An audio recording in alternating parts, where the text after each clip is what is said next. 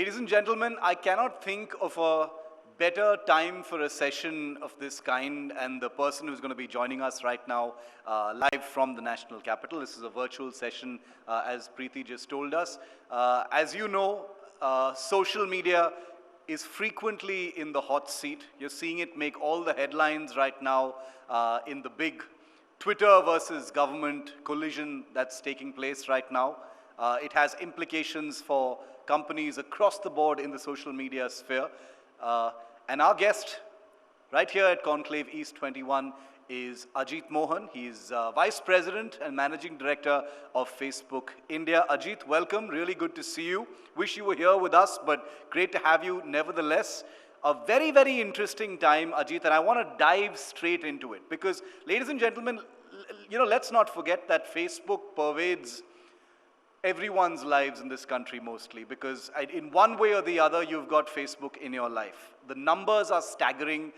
It's somehow so inadequate to call Facebook a social media company, because we all know it's so much more than that. It's a part of our life. It's not just how we express ourselves, but also how we communicate, and it's very much in the news these days as well. Ajit, I want to dive straight into something that we've been covering journalistically.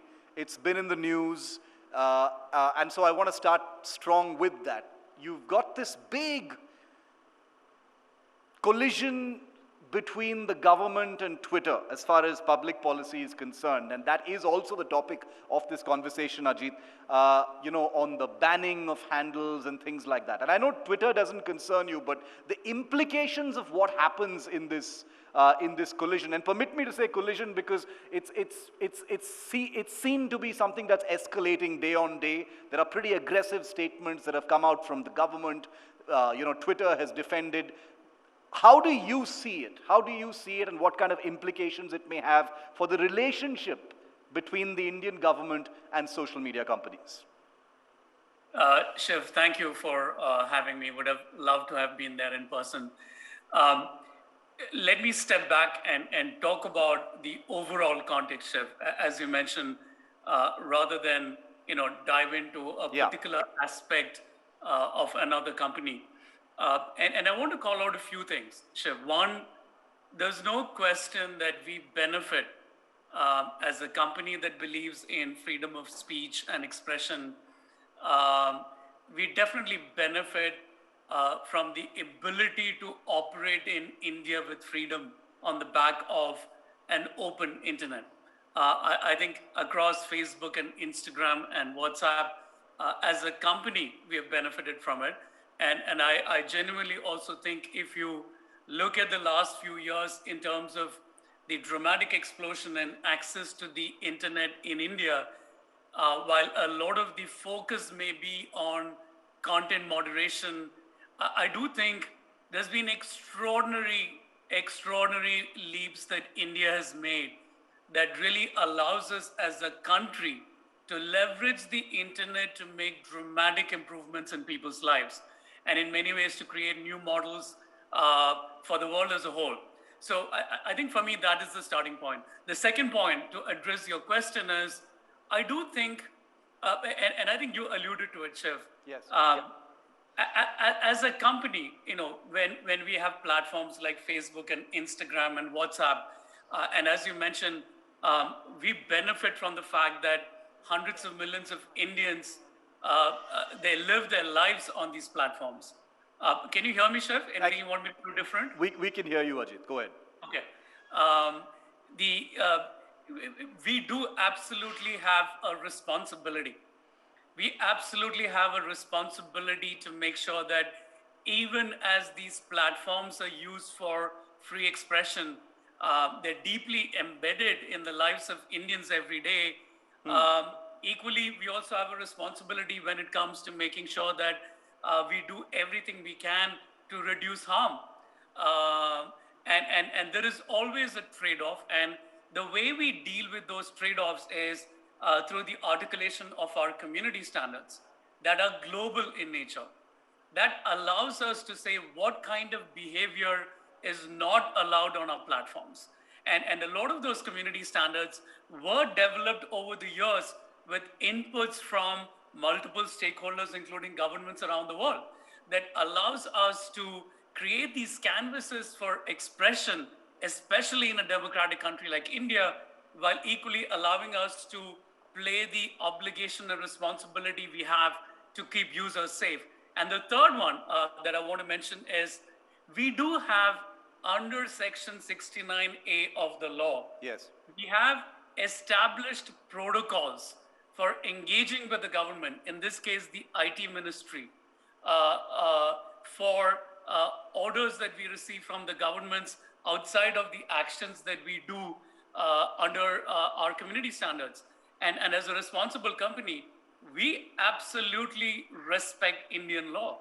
And I believe that the process that we have established, both under the law and through clarifications from the courts in India, allows us as private companies, as social media companies, to engage with the government, to articulate our point of view, and then to take the necessary measures. And those protocols have been in place, Shiv, for a long time. And I trust those processes. We engage sincerely on the back of what is clearly articulated as protocols under Section 69A. So hopefully that gives you a context of how we at Facebook think about it. Sure. Ajit, since you mentioned the IT ministry as well as, community standards that have been worked upon, to quote the IT minister today, in fact, he actually said that misuse of social media will not be tolerated and action will be taken. You just spoke about the modalities under which you can interface with the government on issues like this and respect for the law. Can you tell us about whether this perceived misuse of social media has gone down? Facebook itself has had run-ins with the government and a conversation on this in the past as well. Can you give us any specific data or indications of whether community standards or the tweaks to those community standards have resulted in less misuse? I think we are aligned on the objective in India and globally, Shiv, that as much as platforms like ours enable hundreds of millions of users and businesses to build what they consider important, to connect with friends and family, to expand the canvas of expression, we're absolutely aligned on the agenda that we don't want our platforms to be misused. And therefore, over the last few years in particular, Shiv, we have invested an extraordinary amount of energy and resources and investments to make sure that whether it is in our automated systems that can pick up content on the platform that violates our community standards even before they get distribution, to engaging with civil society and governments and experts to understand how those standards can evolve. We are aligned on that agenda because the reality is, as much as our platforms have enabled people all over the world to create enormous value, to make it easier to connect with each other, we also have a responsibility and to recognize that sometimes there is a small minority of people and actions on the platform that can cause harm. Yes. And we want to make sure that misuse doesn't happen. So I think we have been very public about this, not just in India but globally. And I see that as an aligned objective. Coming to WhatsApp, because that's the other big thing that's been in the news recently, for a variety of reasons. There were some leaks. There was the terms of use issue that became a problem. We saw the front page ads where Facebook tried to clarify on that. Can you tell us a little bit about the learning experiences off of that, Ajit? Because I mean, WhatsApp is here to stay.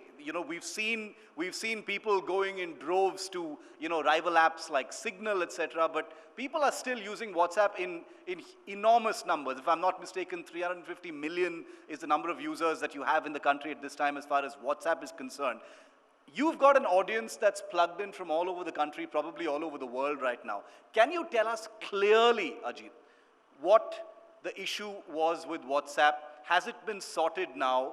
How would you address concerns that continue to linger in people's minds about the privacy of WhatsApp? Because that's the one app that truly unites us all in this country.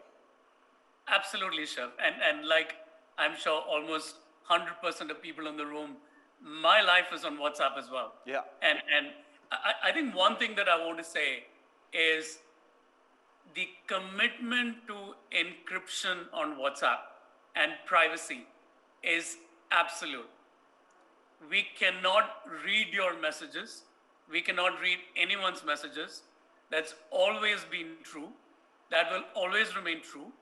And and I'll come to explaining sort of what are the learnings from how we rolled out the privacy policy and what we're taking from it. But I think it's important to, uh, without any caveats, be very clear that no one can read the messages.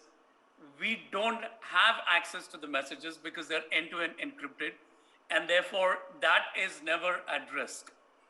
The second part, Shiv, is in many ways, I think the few weeks in January also gave an indication of something that I think at WhatsApp we have known for a long time, that people genuinely care about the privacy and sanctity of their communication. And if there is even an assumption that the messages are not private, then there will be other apps that will provide those alternatives. And I think you mentioned that WhatsApp will always be around. We hope so, but we also know that there is a lot of competition. As much as Facebook as a company has platforms that are large and we benefit from the loyalty of people around the country, and we're deeply embedded in the social fabric of India, I think we have to earn the trust every day. And whenever another service can come up with a better proposition, there's competition, so we don't take that for granted. Now, having said all of this, especially that nothing about the policy changes that the sanctity and encryption of those messages stays, I do want to acknowledge that I think we could have done a better job in terms of how we rolled out the changes in privacy policy. I don't think we did a great job of explaining it, but I want to make a distinction between what the policy does and the intent behind it, and of course, the way in which it was rolled out. And it may not be easy to understand for people who look at this and say, you're a large company. If you're being so clear, why could you not have been this clear early? And one of the things is, in the company with the WhatsApp global teams and products and engineers, the idea that encryption is at the heart, the privacy and sanctity of the messages is at the heart of the service, is so deeply embedded. I think we almost probably forgot that we may need to assert that and clarify that every time. Yeah. Because that is so deeply understood that there is never going to be a challenge to it. And I think that our conviction may be limited us from understanding that anytime there are changes, it creates anxiety. The other part that I do want to call out, Shiv, is in the internet world, all platforms have their terms of service, right? We call it privacy policy, TOS, terms of service. One of the things that you saw from WhatsApp was extreme transparency. It was WhatsApp flagging overtly saying, hey, let us tell you what we are doing, in a way that I think actually raises the bar for transparency in the internet. Every day, there are lots of apps where there are changes to the terms of service, changes to policies. Because the conviction on transparency is so high, WhatsApp as a team said, let's be very clear. But I think as we did that, I think we should have understood that in a world where there is a lot of misinformation, where people are anxious about, what does it really mean in terms of all kinds of different platforms and services on the internet, I think we should have done a much better job of explaining what we did. And what we have done is, from a policy point of view, a lot of the changes were already done in 2016. What we were being more transparent about in January, Shiv, was that when people communicate with businesses, nothing changes on the encryption, but those businesses can have access to tools that allow some of that, the data to be leveraged in a way where I think if you kind of for example, if I tell you that if you're running a small shop and you're getting inquiries from customers, Yes. let's make it easier to build tools so that you can respond to multiple customers at the same time. You would look at it and say, yeah, absolutely, that makes sense. So it was hyper transparency, but I acknowledge that I think we could have explained it much better. I think everyone should know that WhatsApp cannot read your messages. Nothing changes about encryption. Okay, I'm glad you clarified that, Ajit, but I just want to dwell on WhatsApp just for a minute longer because, like I said, this is something that connects to everyone and everyone's interested, especially in what happens with WhatsApp. Did you, I know many people who, when this whole privacy issue happened, lots of people downloaded the Signal app, groups shifted to Signal, things like that. Can you give us a sense of whether this was damaging to WhatsApp, or has WhatsApp, in a sense, weathered that entire storm? Because there were big gains to be made by your rival apps at that time. I think, Shiv, two parts to it. One part is, I absolutely believe that we have to earn the trust of people every day. I don't think this is an episodic event where you look at this and say, hey, we are through it, we are in good shape. I think we have to earn the trust and keep the trust every day. And honestly, I think the teams at WhatsApp, the product managers and the engineers and the leadership and Facebook as a company, we are all very vested in the idea of we want to make sure that even people who found this confusing and therefore or received a lot of misinformation, we want to make sure that we are able to reach out to them and tell them what we are doing and what we are not, and earn the trust, or even for those who trust us still, make sure that we reinforce that. Having said that, I think, Shiv, to more directly answer your question, Will, who's the global head of WhatsApp, did mention that in a couple of weeks ago that as a service, we haven't seen a massive negative impact because of this. But that doesn't mean that we don't acknowledge that we could have done a much better job of explaining it, or that competition will continue to be intense, and that we have to earn the trust and keep the trust. It's good. I will admit it's going to be very difficult for most people to leave WhatsApp, given, like you just said, that their entire lives, their work, their families, everything is on WhatsApp. So it's interesting to hear from you, but I'm also not surprised to hear that there wasn't much damage. Now, this is the Conclave East, Ajit, as you know, and we're about to enter into another election season here in Bengal, but elsewhere in the country as well. We all well know, not just here in India, but around the world, elections are a time when there's a lot of fake news that's, does the rounds. On the specific issue of fake news and the handling of fake news, can you tell us about any new features, any new tools or capabilities that Facebook either has or will be testing as we enter another election cycle? Not specific to this election cycle, but are there any new things that Facebook is trying to battle fake news? It's a great question, Shiv, and I think both in terms of playing the responsible role to ensure the integrity of elections around the world, and to do the best that we can to limit misinformation on our platforms. In many ways, you called out two agenda that have been critical for us for a while, especially after 2016. And our approach to elections has evolved on the back of experiencing multiple elections around the world, including elections in India. And in the Indian context, that framework largely relies on three material things. One, going back to 2019, working with industry associations and working with our peers, we have a collaboration with the Election Commission that essentially creates a collaborative code of conduct and framework for us to take down orders that we receive from ECI. That process has been quite well established. I think over the last few elections, it has worked out well, including the election in Bihar.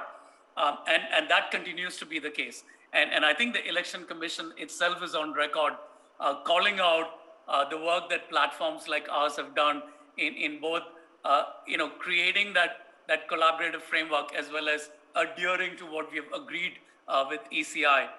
I think the second one is we work with 8 fact-checking organizations in 11 languages, including Bengali. Yeah. India Today, as you know, is one of them. Yes. And India is one of the countries where we have some of the largest number of fact-checkers. And we will continue to invest in that program.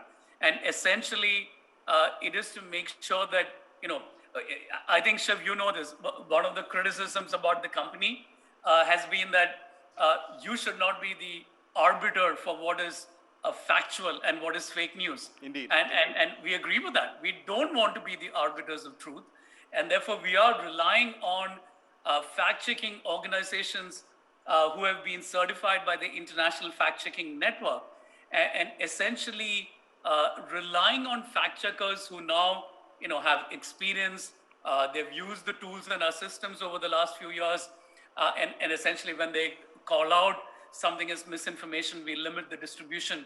And the third part, and this is an example where I do think as a company, we have raised the bar for the industry, is on transparency of political ads. It's very easy to find out, which entity is putting out ads, including political ads around elections on Facebook. And we have clear protocols in terms of the identification of the organizations. We archive those ads for 7 years. And I think even today, I would argue that the extent of transparency that we provide on our platforms and how different parties and players are using political ads, I think it's a benchmark that continues to be an outlier. So that approach will continue. And all of this has been influenced by elections over the last few years, including, the many elections in India. Yeah. Speaking of unverified content, questionable content, I don't think any actions can be compared to the tectonic suspension of Donald Trump's accounts recently, Ajit. Now, I know you weren't directly involved in that, but everyone's been really curious about what that was like from the inside. For companies like yours to take those big decisions, I mean, I can only imagine what kind of a decision this was. Give us an inside view of what it must have been like to finally decide to pull the plug on someone like a Trump. I think, Shiv, while because it was something that was building up. That's why I'm saying many of his tweets were constantly marked as incorrect or questionable or unverified, and then the ban happened.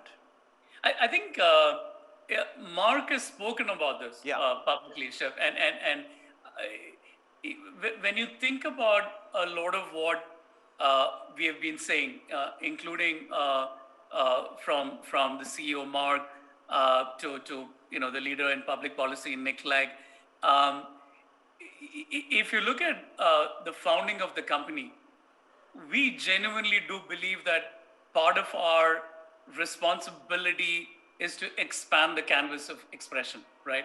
And therefore, even as over the years, we have introduced new tools and systems and policies to the point that you mentioned in the beginning, limit the misuse of our platforms, to limit misinformation on our platforms.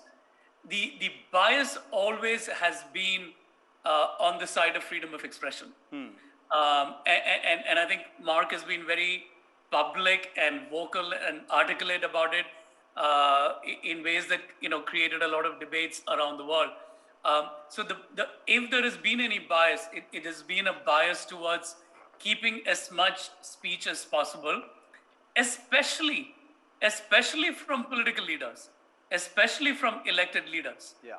Because these are, especially in democracies like ours, in India, in the US, these are leaders who have been elected. What they say in many ways is consequential. People want to hear them.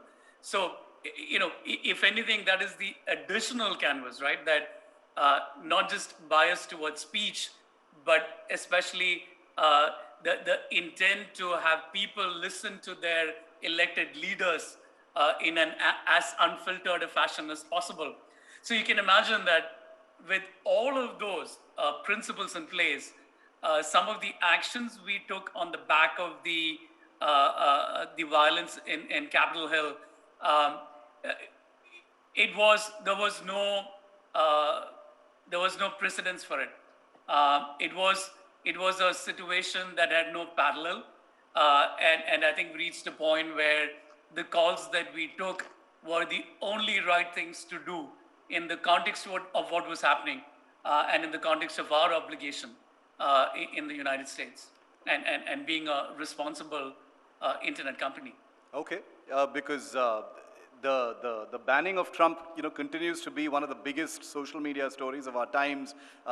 Given that that really was his platform, that was something that Donald Trump depended on in such a big way, and that has spawned other apps, other platforms now, and the effect of the sort of ripple effect of that is going to still be felt, I assume, in the weeks and months ahead. Speaking of other apps, Ajit, Atmanirbharta in technology, in tech, Indian apps. In the last couple of days, we've seen, the Coup app on Twitter. We've seen a drove of union ministers going to that app. There's a message sort of being sent out, between the foreign apps and the so-called Atmanirbhar apps. Where do you stand on that? What did you think of this whole Coup affair on Twitter, going viral? And the thing is, it wasn't just a sort of flash in the pan, because you had ministers going there, setting up accounts there, putting out posts from there. Again, I think, Shiv, I kind of tend to zoom out from the news of the moment and try and think in terms of, in the context of India, what is right for the country, what is right for building up tech capacity in India. And I have 3 points to make there. One is, I do genuinely think something big happened in the last 4 or 5 years. And all credit to the Digital India agenda and the enabling policies, as well as the work of platforms like Jio and Airtel and Vodafone. And the innovation that Jio triggered in 2016, we have more than 500 to 600 million people who came online with access to affordable, high quality broadband internet. Yeah. It hasn't happened anywhere else in the world with this space. And the reality is, this continues to be the case, right? We will get to 1 billion people with access to the internet soon. So I absolutely think we should look at, and because so much has happened in such a short period of time, I'm not sure whether all of us have really absorbed what does it mean for all of us to drive innovation, create models not just for India but for the world, and fundamentally leapfrog on the back of the foundations that's been built. And that agenda, I think it's the right agenda. I think as a country, we have an opportunity, given what's happened in the last 5 years, to spur massive innovation, to look at fundamental opportunities in sectors like education and healthcare, Yeah.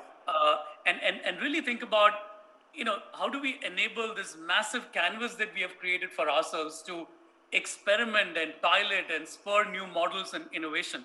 And a lot of that will come from new ventures and new startups. So that's one thing. Second is, I actually think there is always going to be intense competition. I think often we kind of reduce this discussion and debate to, there are these very large foreign companies and there are these small Indian companies. Yeah. I don't think it's true anymore. I think all of us have to wake up every day and compete with each other. I think to our earlier conversation, the minute there is misinformation about WhatsApp's privacy policy, I think 5 other players can step in and provide a competing proposition. Many of them will be local, many of them may not be local, and that's true in every sector. So I actually think there is a lot of intense competition in the internet space, and it's only going to get more intense, and I think that's the right thing. Competition will spur all of us to do better. I want to call out one more thing, Shiv, yes. And I think it's extremely important. Part of my agenda leading Facebook in the country, and with the platforms that we have in Facebook and Instagram and WhatsApp, is to make sure, to the point that you started with, these are platforms that are deeply embedded in the fabric of India. Yes. People use it every day. People trust us. Part of my job is to make sure that these platforms can be used to drive the growth of other internet companies, and especially local startups, Right. especially Indian companies. That's our entire business model, is how can other companies leverage the tools that we provide, leverage the scale that we provide to build their own growth. And our interests are aligned here. I'm passionate about that personally, but the company's self-interests Yes. are aligned with the interest of growing other platforms. So my response to all of this is the canvas is so big. Our opportunity to spur models that will allow India to leapfrog, as well as allow Indian companies and Right. global companies to create models out of India that are exciting for the world, is so massive. Let's chase those big opportunities, because there's been a lot of hard work done in the last few years that got us here. And after a pandemic of this kind, that's a great note to end on. The opportunity is absolutely enormous. Access to quality internet is only going to go up with 5G, coming at some point in the future. Things are going to move in a huge new direction, and there's much to look forward to in this space. Thanks very much for shining the light, Ajit. It was a pleasure to have you. And thanks for answering all of those questions. We look forward to what Facebook has next for us. Thank you very much. Thank you, Chef.